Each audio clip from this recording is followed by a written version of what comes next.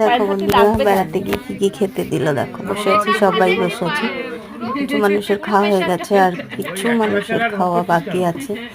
তো আমি সেটাই দেখাতে চেষ্টা করছি যে কি কি দিয়ে খাওয়া হচ্ছে আমাদের।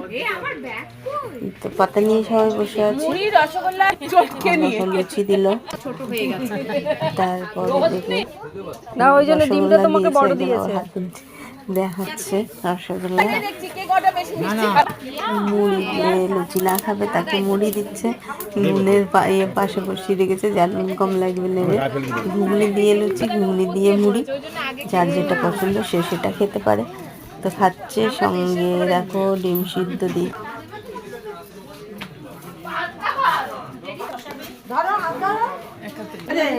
এই ভিডিওটা ঘুরে